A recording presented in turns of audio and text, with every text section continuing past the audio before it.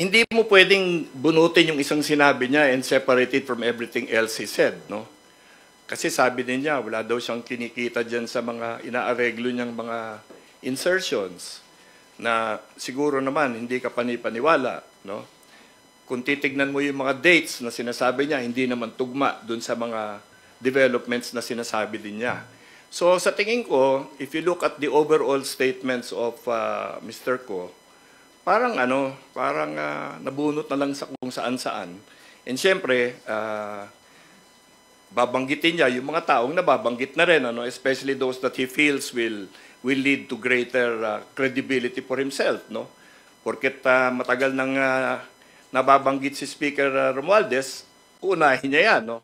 Kasi parang iniisip niya siguro mas maniniwala sa kanya yung tao kung sakyan niya yung paniniwala nila.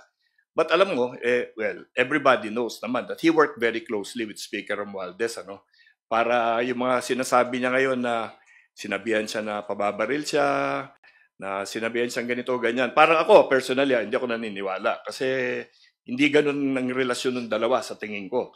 Dahil they, obviously, even if they did not agree in the later stages of last year until this year, matagal sila nagsama at wala namang ganyan sigurong relasyon. So, for him to accuse anybody at this point in time, I think is very presumptuous.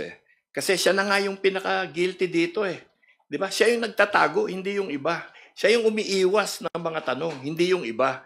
So ituturo niya ngayon yung marami nang na-testify sa different investigative agencies. Siya ayaw niya magpatanong, magmi-mystery post siya ng mga ganyan.